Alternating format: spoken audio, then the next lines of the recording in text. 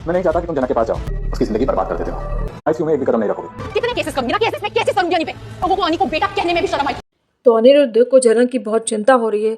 अनिरुद्ध के मंदिर से फूल लाने के बाद एक चमत्कार होता है और अचानक ही जो मौत से जूझ रही जनक होती है वो बिल्कुल ठीक हो जाती है। उसे ना तो वेंटिलेटर ना ही आईसीयू, सीधे रूम में शिफ्ट कर दिया जाता है और बाहर खड़े होकर के अनिरुद्ध और आदित्य कपूर बहस कर रहे होते हैं। दिल्ली में दोस्तों मैं आपको एक बात बताना चाहूंगी कि अनिरुद्ध और आदित्य की जो झड़प है वो झनक और अनिरुद्ध के प्यार मोहब्बत वाले सीन से भी बहुत अच्छी है, क्योंकि क्या लड़ाई कर रहे हैं दोनों। क्या मतलब आदित्य कपूर से चिड़ा बैठा हुआ है लेकिन अनिरुद्ध अपनी धुन में अपने प्यार मोहब्बत में एकदम आई लव यू झनक बोल रहा है और आदित्य कपूर कह रहा है कि इसको घुसने मत दो अंदर, इसको निकालो बाहर यहाँ से, ये डिस्टर्ब कर रहा है, ये इसको जान से मार देगा। उफ तो लेकिन बहुत मज़ेदार है दोनों के नोक-झोंक। मुझे अब तक में बेस्ट नोक-झोंक लगी है आदित्य और अनिरुद्ध की। और वहीं पर दूसरी तरफ दोनों के बीच में झगड़ा होता है कि कौन झनक से मिलने जाएगा, कौन नहीं मिलने जाएगा। और इस बीच में भी आदित्य मना कर देता है कि इसको निकालो यहाँ से, ये जाएगा तो ये पेशेंट की जान के पीछे पड़ जाएगा। लेकिन अनिरुद्ध चला जाता है वो झनक से मिलने के लिए और अनिरुद्ध को लगता है कि झनक उसको गले लगा लेगी, उसको आई लव यू रिप्लाई करेगी, लेकिन ऐसा कुछ नहीं होता है। झनक गुस्सा है अनिरुद्ध से और वो कहती है कि आपको इनवाइट नहीं किया था, आपको सिर्फ इन्फॉर्म किया था। दुनिया में सब कुछ हो सकता है लेकिन अनिरुद्ध और जनक का रिश्ता कभी कायम नहीं हो सकता।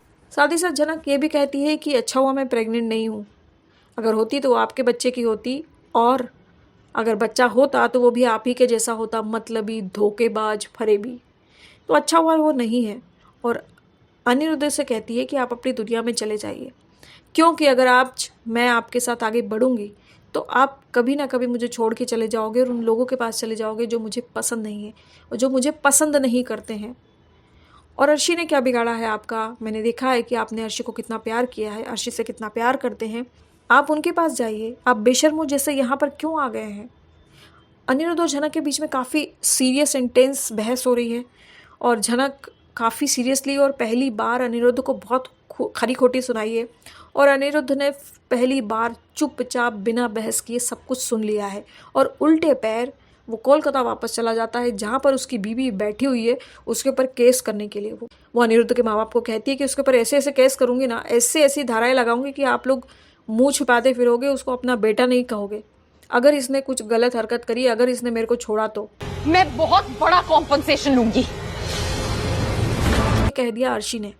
तो अर्शी तो पूरी भरी बैठी हुई है और अनिरुद्ध को देख करके उसका गुस्सा फूट जाएगा। वहीं पे शुभ बोलता है अनिरुद्ध को तुम अमेरिका लेके जाओ। साथ ही साथ विपाशा और सारे बासूस बोलते हैं कि अर्शी हम तुम्हारे साथ हैं और तुम जो भी फैसला लोगी हम तुम्हारे साथ हैं। इनफैक्ट अनिरुद्ध की माँ ये तक बोल देती है कि अगर अनिरुद्ध ने कुछ गलत किया तो मैं उसे अपनाना छोड़ दूंगी, अपना बेटा मानना छोड़ दूंगी। लेकिन अर्शी कहती है उससे फ़र्क क्या पड़ेगा, मेरी लाइफ तो हेल हो जाएगी ना, मैंने कितना सहन किया है। और यहाँ पर सही भी बात है, हम अर्शी को गलत नहीं बोल सकते क्योंकि अनिरुद्ध वाकई में वो सही एक डिसीजन ले ही नहीं पाता है। वो जनक से कहता है कि देखो जनक, मैंने आज तक तुमसे नहीं कहा लेकिन अब मैं कहना चाह रहा हूँ, जो पहले कभी भी नहीं हुआ था वो अब मैं कहना चाह रहा हूँ, आई लव यू।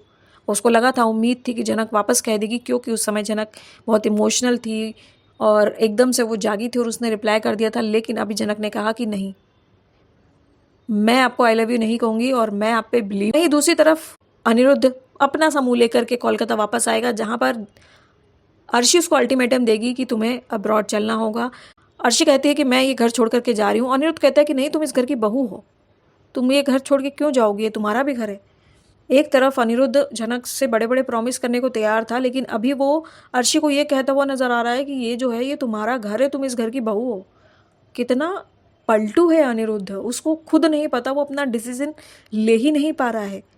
क्या ऐसा होता है लड़कों के साथ कि वो 2-3 नाव में सफ़र करते हैं और वो कंफ्यूज हो जाते हैं? मैं सभी लड़कों को नहीं बोल रही हूँ लेकिन कुछ लड़कों पूछना चाहती हूँ, क्या ऐसा होता है आपके साथ भी? क्या ऐसी स्टेज आती है कि जब आप लोग इतने कंफ्यूज हो जाते हो? गाइस आपको क्या लगता है, प्लीज़ कमेंट करके ज़रूर बताना। खैर वो तो कल ही पता चलेगा कि कल क्या होने वाला है अर्शी, अनिरुद्ध, आदित्य और झनक के बीच में। झनक समझ चुकी है कि अगर मैं इसके साथ रही तो मेरा कुछ नहीं होने वाला है और वो ये भी कहती है कि जीवन में कुछ भी हो सकता है लेकिन एक चीज़ नहीं हो सकती, वो ये कि अनिरुद्ध और झनक एक साथ कभी नहीं हो सकते। गाइस आपको क्या लगता है कि वाकई में ऐसा होने वाला है या नहीं होने वाला है? क्या दोनों एक होंगे, क्या दोनों बिछड़ जाएंगे, क्या अर्शी और अनिरुद्ध हमेशा के लिए अमेरिका चले जाएंगे? आपको क्या लगता है? Please comment below. वीडियो अच्छा लगा हो तो लाइक कर देना, चैनल अभी तक सब्सक्राइब नहीं किया हो तो प्लीज़ सब्सक्राइब कर देना। Thank you for watching.